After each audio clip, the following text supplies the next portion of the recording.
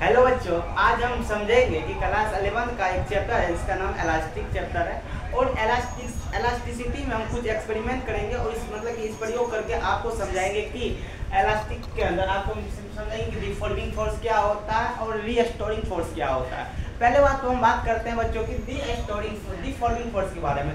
जैसे कि मेरे पास बोतल है और इस बोतल को जब दबाया तो ये बोतल दब गया, जब हटा देते हैं तब ये जो मतलब कि तब अंदर से भी एक बल विरोध करता है। अंदर से क्या हमने इसको बनाया, तो बल देखिए सीधा हो गया। क्योंकि अंदर से एक बल जब हम बाहर से बोल रहे हैं विरूपक बल, इसको बोलते हैं अंग्रेजी में डिफॉर्मिंग फोर्स।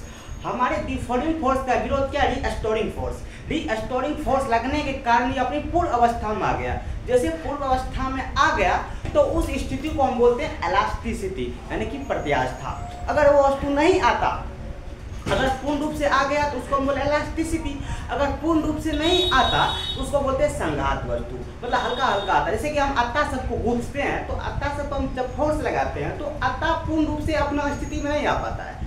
अब वही बात करते हैं जैसे कि खिलौना सब, मिट्टी का खिलौना सब देखे होंगे, तो जब मिट्टी के खिलौनों को मतलब कि थोड़ा सी भी मारते हैं तो कूद जाता है, उसको बोलते हैं भंगुर वस्तु। तो हम अभी वो सभी नहीं पढ़ेंगे, आज हम सिर्फ दो चीज़ पढ़ेंगे, डिफॉर्मिंग फोर्स के बारे में पढ़ेंगे, उसके बाद रीस्टोरिंग फोर्स के बारे में पढ़ेंगे।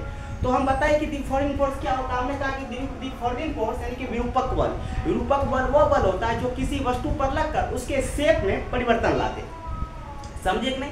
जैसे हमने कहा कि ये कोई वस्तु है, इस पर हमने बल लगाया, तो जैसे हमने बाहरी बल लगाया तो इसके शेप में, इसके आकार में परिवर्तन हुआ, अब फिर अपनी पूर्व अवस्था में आ गया। क्यों? क्योंकि हम जब ये डिफॉर्मिंग फोर्स लगाए तो उधर से विरोध किया रीस्टोरिंग फोर्स। अब देखो बच्चों, हमने डिफॉर्मिंग फोर्स बोला, अब हम बात करते हैं रीस्टोरिंग फोर्स। तो रीस्टोरिंग फोर्स वो फोर्स होता है जो